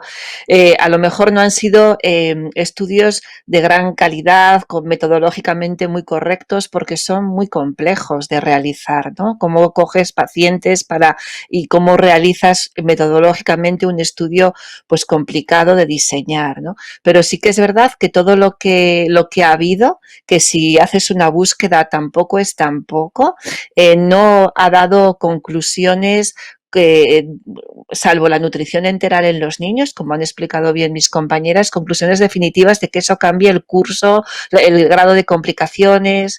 Otra cosa es lo que se pueda hacer para prevenir el desarrollo de la enfermedad antes de que se manifieste, ¿no? Y sí que hay alguna evidencia de que una dieta rica en grasas, de que una dieta con ultraprocesados favorece la aparición siempre en pacientes predeterminados genéticamente o con otros factores de ese desarrollo de la enfermedad. Entonces, quizás algo muy básico y que vale para todo, ¿no? Desde pequeño seguir una dieta sana, que si tengo algún factor de desarrollar enfermedad para algo, lo voy a prevenir, ¿no? Y es un consejo que yo creo que nos vale para todos y que, bueno, prevendríamos gran cantidad de enfermedades. ¿Qué es una dieta sana? Una dieta mediterránea, que también de eso hay muchísima información tanto en nuestra web como en muchas otras, y que es una dieta que va a favorecer que no desarrollemos ni enfermedad inflamatoria ni otros problemas, ¿no? Quizás un poco esa visión, ¿no? Y la lactancia materna, todo lo que podamos hacer para prevenir, que en eso sí que hay evidencia. Muy bien. Bueno, no sé si tenéis alguna pregunta para hacerse entre vosotras o alguna aclaración. Yo le quería cosa, preguntar ¿no? a Estrella, si me permites, José, por el tema Claro. de los ostomizados, ¿no? Si ella conoce alguna cosa que no hayamos comentado, porque a veces personas con ileostomías o con colostomías se quejan muchas veces de problemas pues, de alto débito por la bolsa o de molestias. ¿Hay algún truco, algún consejo para Sí. ellos, Estrella? Bueno, como ha dicho Virginia, el tema del débito de la bolsa a veces es complejo y necesita un periodo de adaptación intestinal, pero hay una cosa que a mí me parece muy importante y parece muy obvia, pero no es así, y es la masticación del alimento en boca. Es decir, una cosa tan trivial, es decir, puede haber débitos muy altos, independientemente de que el alimento esté bien masticado o no, pero muchas veces coincide que una mala masticación va a favorecer un aumento del débito. Son pacientes que en ocasiones tienen un tránsito acelerado, que si el alimento está poco masticado lo va a acelerar todavía más, y ven incluso en la bolsa restos alimentarios enteros, completos, ¿de acuerdo? No solo, bueno, pues como se suele ver, ¿no? Restos vegetales de fibra enteros, pero se ve especialmente cuando están mal masticados, y esto arrastra consigo una gran cantidad de agua con un efecto osmótico y de sal, y bueno, y puede traer complicaciones para los pacientes, ¿no? Si este débito es elevado por encima del 1,5 litros diariamente, trae complicaciones. Entonces, la masticación es muy importante, y otra forma también es el mantenerse bien hidratado, pero que esa hidratación, es decir, que no se beban el agua de golpe, sino que tiene que ser poco a poco y repartida. En el fondo, la ingesta de un gran volumen va a estimular la peristalsis intestinal y va a aumentar automáticamente el débito en bolsa. Entonces, esas dos cosas parecen tonterías, pero a veces ayuda a controlar un poquito el débito. Y en estas personas, fundamentalmente en los ileostomizados que tengan un alto débito, recordad la suplementación de sal, que muchas veces, si no, bueno, pues les es necesaria, si no tienen una pérdida de sal importante. Muy bien, bueno, pues han quedado algunas preguntas por ahí en el tintero, pero ya estamos bastante fuera de tiempo. Yo creo que tendremos oportunidad a través de la página web de seguir resolviendo estas dudas. Gracias a las 4, a Ana, Estrella, Pilar, Virginia, por vuestras aportaciones. Recordad que las fichas y los cuadernillos pues ya están disponibles y serán distribuidos en las unidades próximamente. Y bueno, pues posiblemente el año que viene estaremos aquí con un nuevo webinar para seguir explicando la página. Gracias a todos. Adiós, buenas tardes. Gracias. Adiós, gracias. Gracias.